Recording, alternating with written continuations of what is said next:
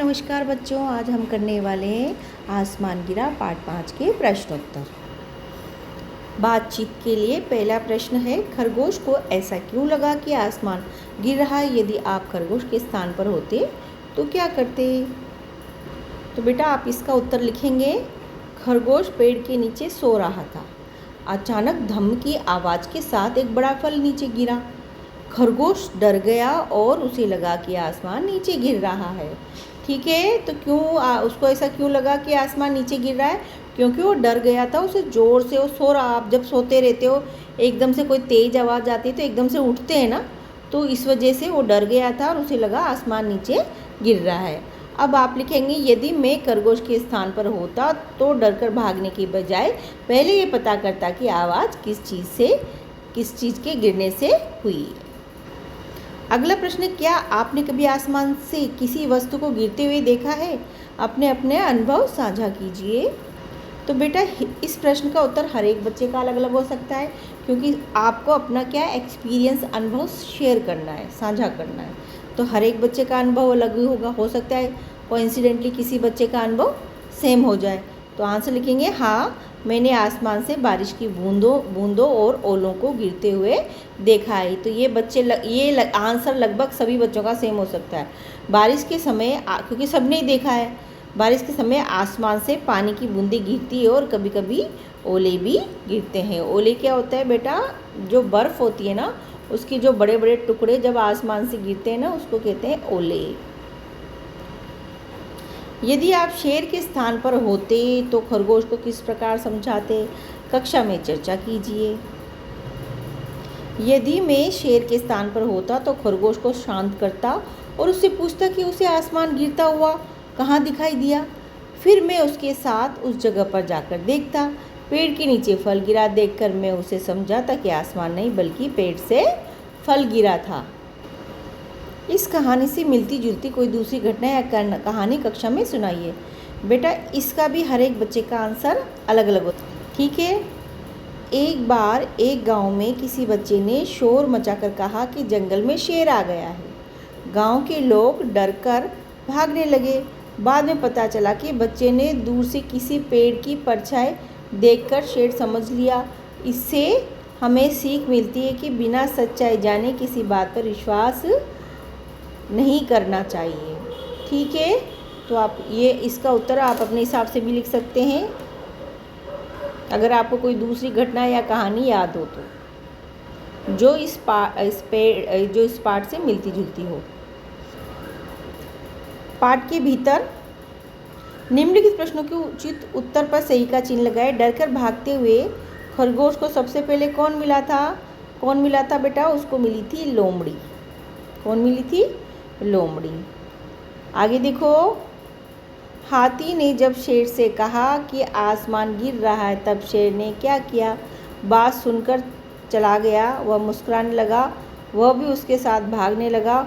उसने सबको रोककर प्रश्न पूछा। क्या किया उसने? सबको रोककर प्रश्न पूछा। आगे देखो, तो यही तुम्हारा आसमान था, लो फिर आसमान गिरा, भागो। ये कथन किसके द्वारा कहा गया? ये कहा गया शेर के द्वारा। कब कहा गया था? जब जैसे ही वो देखने गए कि कहाँ पर आसमान गिरा, तो तभी उनके सामने एक और फल टूट के गिरा। तो शेर क्या बोलता है? लो तुम्हारा आसमान फिर से गिर पड़ा। ठीक है, तो आंसर होगा शेर। आपके अनुसार खरगोश के आसपास कौन सा फल गिरा होगा? कद्दू, कटहल, पपीता, तरबूज। तो देखते हैं बेटा चैप्टर में कौन सा फल था। तो बेटा वो कद्दू तो नहीं लग रहा, जो हमने देखा ना अभी ऊपर देखा, ये देखो ये फल टूट के गिरा है, तो ये हमको कद्दू नहीं दिख रहा। ठीक है, ये इसका जो ये कटहल जैसा लग रहा है, तो आप इसको आंसर में लिख सकते हैं कटहल। ठीक है, कौन सा फल है ये? कटहल। ठीक,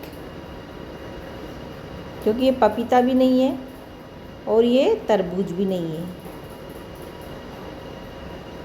और ये कद्दू भी नहीं है, तो ये कौन सा फल हुआ? कटहल। सोचिए, लिखिए इस कहानी में किन किन पात्रों का उल्लेख हुआ है, उनके नाम क्रम से लिखिए। कहानी में पात्रों का क्रम इस प्रकार है, सबसे पहले खरगोश होता है, फिर से लोमड़ी मिलती है, फिर भालू, फिर हाथी और फिर शेर। आसमान गिर रहा है, भागो भागो जल्दी भागो। खरगोश की ये बात सुनकर आपके अनुसार पशुओं को क्या करना चाहिए था? पशुओं को, पशु मतलब ये सारे जानवर को पशु बोला गया है, ठीक है। पशु मतलब एक वचन, पशुओं मतलब बहुत सारे जानवर।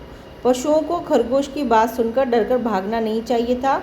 उन्हें पहले खरगोश से पूछना चाहिए था कि उसने आसमान को गिरते हुए कहाँ देखा, फिर उस जगह जाकर सच्चाई का पता लगाना चाहिए था। अगला प्रश्न है, कहानी में आपको कौन सा पात्र सबसे अच्छा लगा और क्यों लगा? उत्तर है, मुझे शेर सबसे अच्छा लगा क्योंकि ये बहुत समझदार और शांत था। उसने बिना सोचे समझे भागने की बजाय सभी जानवरों को रोककर प्रश्न पूछे और सच्चाई का पता लगाया। यदि शेर भी भगदड़ में शामिल हो जाता और प्रश्न न पूछता तो क्या होता? यदि शेर भी भगदड़ में शामिल हो जाता और प्रश्न न पूछता तो सभी जानवर डरकर भागते रहते और उन्हें सच्चाई का पता नहीं चलता। वे समझते रहते कि आसमान गिर रहा है। बाद में भी उन्हें पता नहीं चलता कि वास्तव में पेड़ से एक बड़ा फल गिरा था। भाषा की बात मतलब व्याकरण, ग्रामर से संबंधित प्रश्न। ये निम्नलिखित पंक्तियों को नीचे दिए गए विराम चिन्हों की सहायता से पूरा कीजिए, ठीक है। तो विराम चिन्ह बेटा ये देखो, ये जो दे रखे हैं ना, इसको हम बोलते हैं अर्धविराम, इंग्लिश में बोलते हैं कोमा। एक क्वेश्चन मार्क, प्रश्नवाचक चिन्ह, ठीक है, एक्सक्लामेटरी साइन और विस्मयाबोधक चिन्ह बोलते हैं हिंदी में। और ये पूर्ण विराम, इंग्लिश में हम फुल स्टॉप लगाते हैं ना जब वाक्य सेंटेंस कंप्लीट हो जाता है। यहाँ पर वाक्य पूरा हो जाएगा तो हम पूर्ण विराम लगाते हैं, ठीक है। अरे इतना बड़ा हाथी, तो यहाँ पे क्या आएगा? अरे एक्सक्लामेटरी साइन आएगा, इतना बड़ा हाथी, तो यहाँ पे भी क्या आएगा? यहाँ पे भी आपका एक्सक्लामेटरी मतलब विस्मयबोधक चिन्ह ही आएगा, ठीक है। फिर नेक्स्ट है, मैंने खरगोश, लोमड़ी, भालू, हाथी और शेर को जंगल में देखे हैं। तो क्या आएगा? मैंने खरगोश, फिर यहाँ आएगा अर्धविराम जिसको हम कोमा बोलते हैं, फिर लोमड़ी के बाद फिर कोमा, और भालू और शेर को जंगल में देखे हैं, यहाँ पे आएगा। वाक्य कंप्लीट हो गया तो पूर्ण विराम आएगा। अब यहाँ पे ये जो कोमा क्यों आया, अर्धविराम क्यों आया? क्योंकि जहाँ हम थोड़ा थोड़ा रुकते हैं, जैसे मैंने खरगोश रुके, लोमड़ी फिर रुके, भालू फिर रुके, हाथी, और इन दोनों को सेपरेट और कर ही रहा है तो यहाँ कोमा नहीं आएगा, ठीक है। शेर जंगल में देखे हैं, ठीक है। नेक्स्ट अगला है, ये पुस्तकें किसकी है? तो यहाँ क्या आएगा? प्रश्नवाचक चिन्ह आएगा। क्या आएगा? प्रश्नवाचक चिन्ह आएगा। वहाँ कितने सुंदर फूल है, तो वहाँ जब भी कोई आश्चर्य वाली है ना बात होती है ना, सरप्राइज वाली है ना, जिसमें एकदम से हमको कोई शौक लगता है, तो हम वहाँ क्या है, वहाँ पर क्या कौन सा चिन्ह यूज़ करते हैं? विस्मयाबोधक चिन्ह यूज़ करते हैं। और प्रश्न पूछते हैं तो प्रश्नवाचक चिन्ह लगाते हैं, ठीक है। हो गया। कहानी में एक कथन आया है, भागते भागते उसे एक लोमड़ी मिली। इस वाक्य में भागते भागते शब्द युग्म का प्रयोग किया है। शब्द युग्म कहते हैं बेटा जोड़े को, ठीक है। ठीक, भागते भागते दो का पेयर बन गया ना, जोड़ा मतलब पेयर बन गया है ना। निम्नलिखित शब्द युग्मों को सहायता से एक एक वाक्य बनाएंगे, ठीक है। अब इधर और उधर, ठीक है। तो इनके वाक्य आप देख लो बेटा इस प्रकार। ये विराम चिन्हों का उपयोग है, ठीक है, जो हम कर चुके हैं ऑलरेडी। आप देख लीजिए एक बार फिर से, ठीक। फिर इसके बाद शब्द युग्म वाले, जैसे इधर उधर आया तो इसका वाक्य में प्रयोग हुआ, खरगोश ने इधर उधर देखा, ठीक है। कभी कभी युग्म मतलब दो चीज़ों का जो जोड़ा हो एक पेयर बनता है उसको कहते हैं युग्म। कभी कभी मैं कभी कभी पार्क में जाता हूँ। टेढ़ी मेढ़ी, पहाड़ पर टेढ़ी मेढ़ी सड़क है। लंबे चौड़े, मैदान में लंबे चौड़े पेड़ हैं। अगला प्रश्न, निम्नलिखित वाक्य को ध्यान से पढ़िए और दिए गए उदाहरण के अनुसार प्रश्न बनाइए। भागते भागते उन्हें शेर मिला। यहाँ कौन का प्रयोग करते हुए प्रश्न बनेगा? भागते भागते उन्हें कौन मिला? तो आगे देखो आप, खरगोश पेड़ के नीचे सो रहा था, तो प्रश्न क्या बनेगा? खरगोश कहाँ सो रहा था, ठीक है, कहाँ से बनाना है, ठीक। नेक्स्ट है, खरगोश भागते भागते बोला, तो कब बोला? खरगोश कब बोला, ठीक है। तो उत्तर है भागते भागते बोला, ठीक। नेक्स्ट है, वही धम्म से आसमान गिरा। वहीं दम से आसमान गिरा मतलब, तो वहीं मतलब कैसे गिरा, आसमान कैसे गिरा, क्या बनेगा इसका, आसमान कैसे गिरा। खरगोश ने लोमड़ी से कहा, मैं पेड़ के नीचे सो रहा था, वहीं दम से आसमान गिरा। खरगोश ने लोमड़ी से क्या कहा। ठीक है, तो बेटा ये हम ठीक है बेटा, तो ये आप इस तरह से प्रश्न बना सकते हैं। भागते भागते उन्हें कौन मिला, ये तो दिया हुआ है ये ऑलरेडी। फिर नेक्स्ट है, खरगोश कहाँ सो रहा था, खरगोश कैसे बोला, उसके बाद वही धम से क्या गिरा। ठीक है, ये हो गया। अब लास्ट आपका मुहावरे वाला हो गया। मुहावरे से पहले नीचे दिए गए शब्दों को मात्रा लगाकर और हटाकर नए शब्द बनाइए। उदाहरण के अनुसार इन शब्दों को वाक्य बनाकर अपनी लेखन पुस्तिका में लिखिए। ठीक है, जिसे बस से क्या बना दिया, 20 है ना, तथा चला से बना दिया चल। ऐसे यह से क्या बन सकता है, यहाँ भी बन सकता है। ठीक है, कहीं कहीं तो कहाँ, कहीं से क्या बना दिया हमने, कहाँ। भर से क्या है, भर से हम लगा सकते हैं भरा। ठीक, पड़ी से पढ़, मात्रा हटा दी यहाँ पे। राह से रहा भी हो सकता है, क्या हो सकता है, रहा भी हो सकता है, रहा भी हो सकता है, रही भी हो सकता है। ठीक है, केला तो क्या बन जाएंगे, केला को कला का मात्रा हटा देंगे एक ही, तो कला बन जाएगा। फल है ना, फली, फल से क्या बना दिया हमने, फली। और सेब से क्या बना दिया, सब। ठीक है, एक ही मात्रा हटा दी। अब देखो बेटा, आसमान पर आधारित कुछ मुहावरे दिए गए, मुहावरों का अर्थ लिखकर वाक्य में प्रयोग कीजिए। तो बेटा पहला मुहावरा है आसमान छूना। इसका क्या अर्थ हुआ, बहुत ऊंचा होना। ठीक है, या बहुत अधिक सफलता प्राप्त करना। ठीक है, जब कोई जैसे आईआईटी में या नीट में सेलेक्ट हो जाता है या आईएएस में सेलेक्ट हो जाता है, तो हम क्या बोलते हैं, अरे बेटा आपने तो आसमान को छू लिया है। ठीक है, तो इसका अर्थ हुआ बहुत ऊंचा होना या बहुत अधिक सफलता प्राप्त करना। वाक्य में प्रयोग देखो बेटा, मेहनत करके वह सफलता के आसमान छूने लगा। ठीक है, दूसरा आसमान गिरना। आसमान गिरने का मतलब बहुत बड़ी मुसीबत आना, बहुत बड़ी विपत्ति आ जाना। विपत्ति का मतलब क्या होता है, मुसीबत या समस्या या संकट आ जाना। ठीक है, वाक्य में प्रयोग देखो, छोटी सी परेशानी आने पर ऐसा मत समझो कि आसमान गिर गया। इसका क्या मतलब हुआ कि छोटी जब प्रॉब्लम होती है तो हमें ऐसा नहीं सोचना चाहिए कि हमारे ऊपर आसमान गिर गया है। आसमान गिरना ये हो ही गया बेटा। नेक्स्ट देखते हैं। नेक्स्ट है आसमान सिर पर उठाना। सिर पर उठाना इसका मतलब है बहुत शोर मचाना। ठीक है, आसमान सिर पर उठाने का क्या मतलब हुआ, बहुत शोर मचाना। बच्चों ने खेलते समय आसमान सिर पर उठा लिया। ज़मीन आसमान एक करना, बहुत अधिक प्रयास करना। ठीक है, ज़मीन आसमान एक करना होता है बहुत अधिक प्रयास करना, बहुत अधिक मेहनत करना।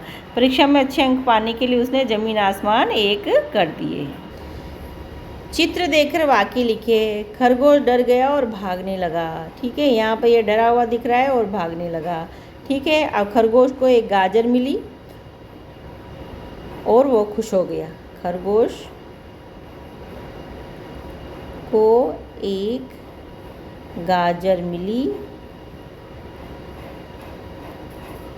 और वह खुश हो गया।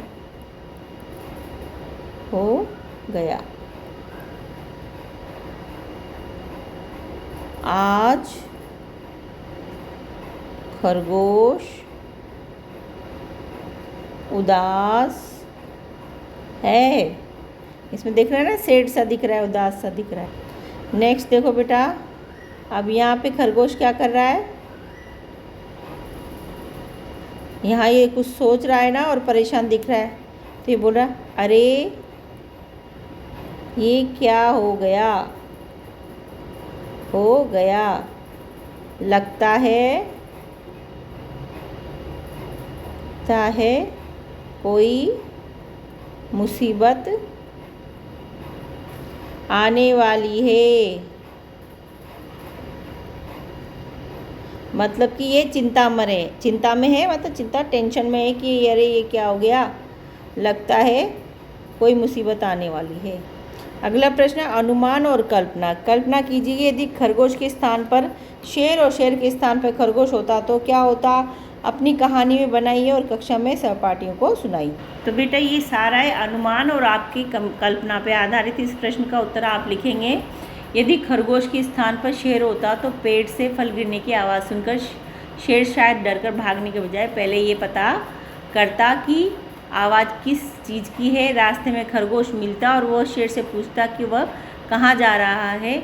शेर उसे पूरी बात बताता, फिर दोनों पेड़ के नीचे जाकर देखते और पता चलता कि वहाँ एक बड़ा फल गिरा है। दोनों हंसने लगते हैं। ठीक है, फिर नेक्स्ट देखो बेटा, कहानी में खरगोश कुछ गिरने की ध्वनि सुनकर घबरा गया।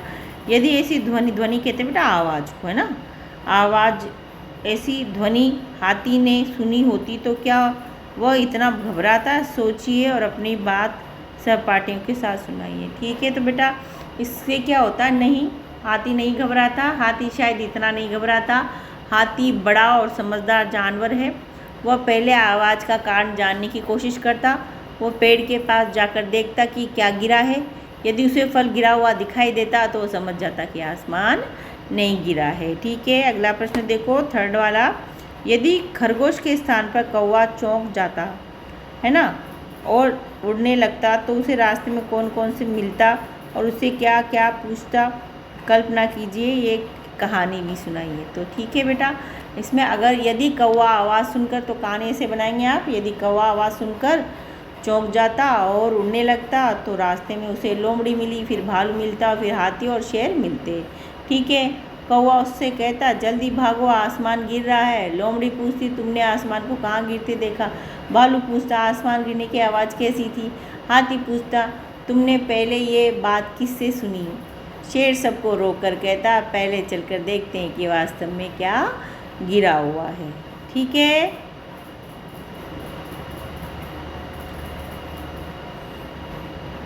ठीक है, तो ये हो गया बेटा आपके प्रश्नोत्तर पूरे। ठीक है, ढूंढिए और गिनिए। क्या ढूंढना है आपको, यहाँ पर नीचे दिए चित्र में पात्रों की संख्या गिनकर रिक्त स्थान पर भरिए। ठीक है, लोमड़ी कितनी है, जैसे यहाँ पर लोमड़ी दे रखी है 1 2 और 3। ठीक, बिल्ली कितनी है 1 2 3 और 4, तो बिल्ली की जगह आएगा 4। फिर उसके बाद यहाँ जो भेड़ का बच्चा होता है ना, लिटिल लैम्ब। ठीक है, तो कितने 1 2 ही है। कितने हैं 2, और भालू भी 2 है। ठीक है, फिर देखो यहाँ पे आपको क्या भरना है, कलर भरना है, खुद से भर लेना। नीचे देखिए चित्रों के अनुसार शिक्षक की सहायता से कागज़ की पुतलियाँ बनाकर इस कहानी का अभिनय कक्षा में करो। ठीक है, क्या बनाने है आपको, कागज़ के ऐसे मुखौटे बना लेने और उनको फिर अपने चेहरे पे लगा लेना, ऐसे उंगली फिंगर में लगा के तुमको कहानी क्लास में सुनानी है अभिनय करते हुए, एक्टिंग करते हुए। देखो बेटा ये बनाया हुआ भी आप अपनी मम्मी की सहायता से घर पे बना लेना। ठीक, लास्ट में बेटा एक छोटा सा स्टोरी दी हुई, चलो पढ़ते हैं। चेरापूंजी के मेहमान। चेरापूंजी को बेटा कहाँ पर ये है मेघालय में। ठीक है, मेघालय की राजधानी क्या है, शिलोंग। शिलोंग के अंदर कहाँ पर है, चेरापूंजी। जुलाई का महीना था, 1 महीने से बारिश 1 मिनट के लिए भी नहीं थमी थी। उन दिनों में सोहरा आज का चेरापूंजी, ठीक है, चेरापूंजी का दूसरा नाम क्या है, सोहरा। ठीक है, के स्टेट बैंक में काम करता था। मेरा घर बैंक के ठीक ऊपर वाले माले पर था। एक दिन जब मैं घर आया तो देखा कि घर पर पानी भरा हुआ है, पूरा घर पानी पानी था। मुझे लगा कि सेंगमा से कोई नल खुला रह गया। मैंने सारे नल देखे, सभी अच्छी तरह से बंद थे। मैंने तुरंत सेंगमा के बैंक से बुलवाया। वह घर देखकर हैरान था। बोला सर कहीं पानी की टंकी तो लीक नहीं कर रही है। हमने उसे भी देखा, कुछ समझ में नहीं आ रहा था कि बात क्या है। तभी मेरा टिफ़िन लेकर कांग आई। उसने पहले घर को देखा और फिर मुस्कुराते हुए कहा खिड़की खुली हुई थी क्या बाबा। मैंने कहा हाँ। वह हंसी और बोली खिड़की खुली रहेगी तो बादल तो घर में आएगा ही ना। मैं बोला बादल। वे बोली हाँ बादल, बरसाती दिनों में बादल बहुत नीचे तैरते हैं। ऐसे में खिड़की दरवाजे खुले मिल जाए तो वो घर को अपना समझकर चले आते हैं। सब कुछ गिला कर जाते हैं। ठीक है, हो गया बेटा ये। तो अगर आपको मेरा पढ़ाना अच्छा लगता है तो please like share subscribe my channel. Thank you.